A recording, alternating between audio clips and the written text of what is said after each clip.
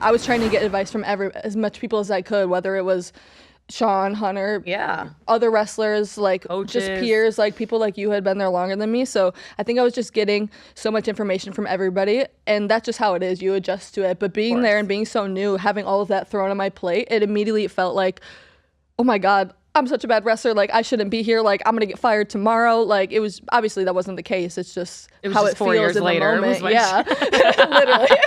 Too soon? Anyway. But it was just like, I was just scared. And I remember seeing Mandy, and obviously I had watched her on Tough Enough. I started watching wrestling when I was 8. So that was in 2009. And what year was Tough Enough? Tough Enough was 2015. Okay, yeah, so I was 14. So I remember I would watch it. And I was a huge Paige fan at the time. And I remember she was a judge on there. And I came from indie wrestling. So I always have a little bit of the...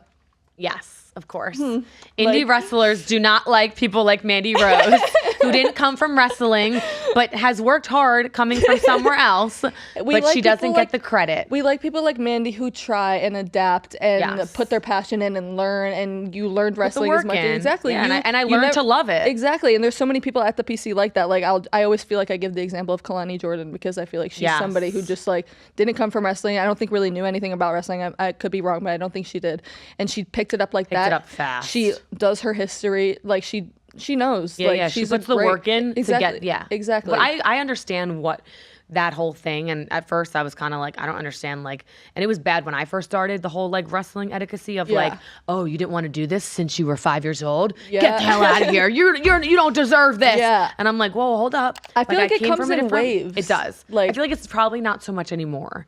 Yeah, because it's so much athlete filled. It's a lot of athletes. Yeah. I feel like I was like kind of the last of a dying breed. You were. And I will say though, I just remembered what specifically happened that time, like what they said to you that was bothering you. I don't remember. I do. Because you know why I remember? Because it just came to me because when you were talking, because this was a thing with Sonya Deville, Daria, for so long, and they would always tell her this. They said you were moving too fast. Do you remember? Yeah, I always did get told I was moving too fast. And we all did. Yeah. We all moved too fast. I mean, I probably moved too slow, to be honest, when it came to certain things, but I don't care. I was probably like, you got to speed it up, honey. But I remember Daria, it drove her nuts because they kept saying, like, you got to, and Daria's quick. You remember her, like, you got to slow it down. You got to slow it down. And I used to be like, Dara, honestly, because I'm a little different and I didn't really try not to worry too much, but I was like, one day you're going to slow it down and they're going to say it's too slow. Exactly. And then like we like all of a sudden like we had an epiphany. We were like, you're right. Like it's never going to be good enough for them. And I think that's kind of what I maybe said to you just in this essence of, listen, it's going to happen, but their job as coaches, and this is nothing against them, but their job as coaches is to coach you. Yeah. And you're not, none of us are perfect. Even the best wrestlers out there, like everyone makes mistakes, and they needed something to tell you like, hey, listen, great match, but like you moved a little fast. Could you slow down a little bit? Yeah. Because we all know like you think you're moving slow, but you're really not in wrestling. Which is such a little criticism in it really retrospect. is. But when I'm first like, getting there, I'm like 20 years old, I'm like, no! Which I totally get. Yeah, but then obviously talking to Mandy, like I had said, I seen you on Tough Enough. I watched Total Divas. Like I knew who you were. But you're very intimidating at first. Everyone like, says this. I feel like I heard Sonya say that too, like before you guys became friends. She was like, who's this bitch? Just literally. And then I'm like, what's up? And seriously, she's like, you're like a bro. Like, like, and you were like me. So immediately I was like, I think I was just crying, and you like turned to me and like, you're like, oh my God, are you okay? And I was like, oh my God, she's actually nice. We're like, did we just become best friends? Literally, you start crying too. Yeah. And I'm like, I'm crying because you're crying. No, I get that a lot. From that moment on, we were just like, yeah. I don't even know how we just. Yeah, that really was like the beginning of, well, because I'm also a little bit, I don't make friends with everyone, and you don't either. Same, yeah. We're a little bit similar in the sense of we could come off like bitchy, but it's just not. And I'm a girl's girl, but I'm just not like a, hey girl, how you doing? To myself, like, unless I'm comfortable and like then I'm like out there. I'm just very like quiet to myself, and I think people like that can look intimidating and mean, 100%. And it's just not the case at all. But I'm just a shy girl. I'm just a shy girl behind those closed doors.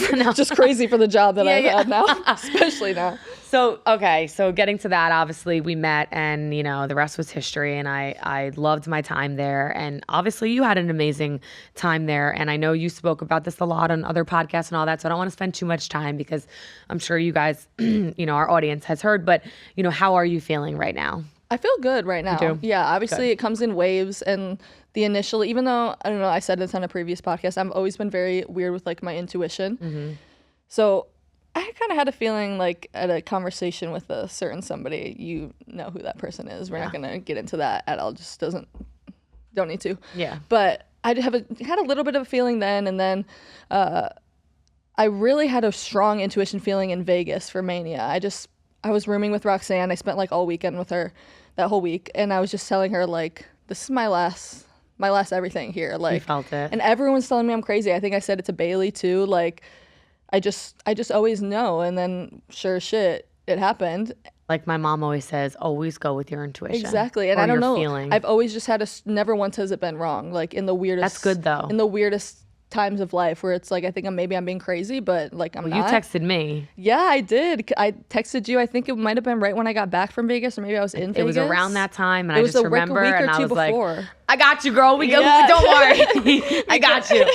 No, but you did, and to be honest, I will tell you, I think I looked at Sabby, and I was like, "Cora's texting me. You know, she thinks she's." Getting the boot soon. And he's like, really? And we both said it. And I'm like, yeah, I don't know. I think she may be, I did say, I'm like, I think maybe I don't know what's going on, but I think she could be being dramatic because from what I know, and I told you, I was like, I might be. Her. Yes. However, it just felt different that time. I feel like different. We all get that maybe fear everyone there, like they come like crazy, the cuts like that sometimes. So I think everyone at some point in their career has like the feeling in the back of their head like, oh shit, hope I don't get cut. But like never once did I have the feeling that I had, especially within the 2 weeks, maybe a week before. Nothing specifically happened. There was no there was no crazy. I literally had a meeting with that other same person that we were just talking about, that I had the conversation with in November, because despite my personal feelings towards that person, I wanted to give ideas, be 100% open with character ideas. Of course.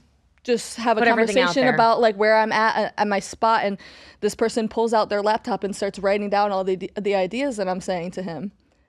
And again, I'm going to go ahead and say it wasn't Sean, it wasn't Hunter, it wasn't Matt Bloom. 100% respect to all three of those guys. Nothing but good things to say about them.